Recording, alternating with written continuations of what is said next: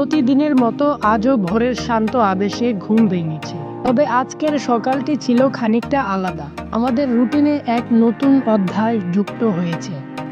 আমরা এক দীর্ঘ সফরের উদ্দেশ্যে যাত্রা শুরু করেছি। বাসার ধার অতিক্রম করতেই চোখে পড়ল আমাদের ভ্রমণের আয়োজন।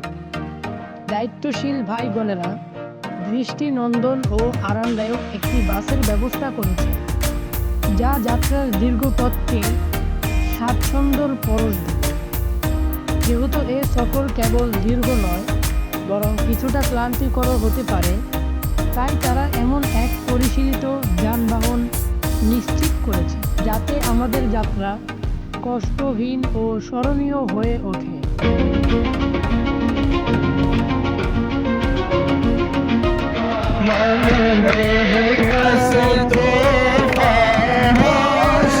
ভ্রমণের পথে বাস ভরে উঠেছে ইসলামী সঙ্গীতের মধুর সুর। সবাই সুরে সুর মিলিয়ে উপভোগ করছে এই আনন্দঘন মুহূর্ত।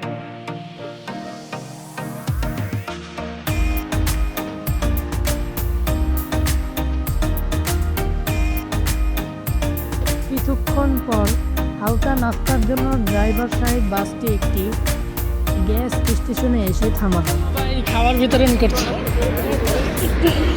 কি খাচ্ছেন ভাই? সিঙ্গারা সাথে আর কি? যাক, আজ আমরা এক অদ্ভুত সফরে বেরিয়েছি। রাস্তার দুপাশে শুধু পাহাড় আর পাহাড়, দূরেই মনে হয় পাহাড়ের সীমা নেই। আমাদের সফরের মূল উদ্দেশ্য হলো একজন বিশিষ্ট সুফিবাদীর কবর জিয়ারত করা। তার কবরটি সুদানের সীমান্তের কাছে, কায়রো থেকে প্রায় 900 কিলোমিটার দূরে। এর জন্য বাসে প্রায় 18 ঘন্টার দীর্ঘ যাত্রা। এবং সফরের আরেকটি উদ্দেশ্য হলো লোহিত সাগর পরিদর্শন করা।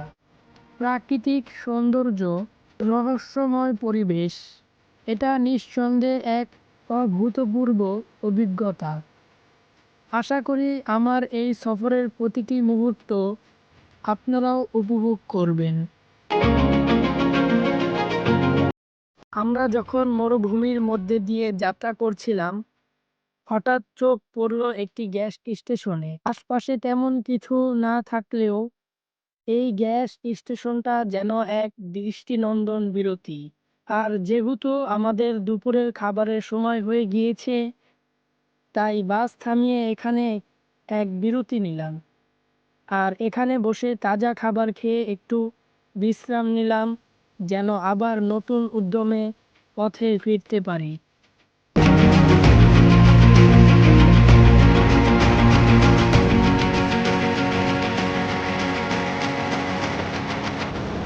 কিছু দূর এগোলেই চোখে পড়ল কাঙ্ক্ষিত লোহিত সাগর, যেটি পরিদর্শনের জন্য বহুদিন ধরে অপেক্ষা করছিলাম। ইনশাআল্লাহ কবর জিয়ারত করার পর এখানে আসব।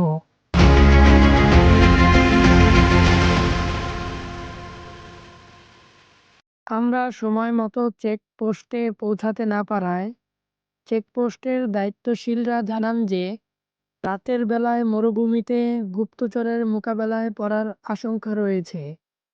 পরে তারা আমাদের কাছে অনুরোধ করলেন যেন ফজরের পর আবার আমরা যাত্রা শুরু করি।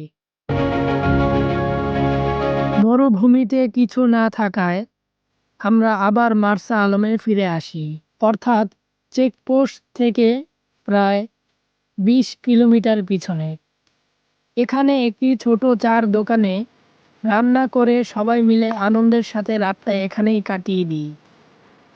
এতটুকুই ছিল প্রথম পর্ব। দ্বিতীয় পর্ব দেখার জন্য এখনই চ্যানেলটি সাবস্ক্রাইব করে রাখুন।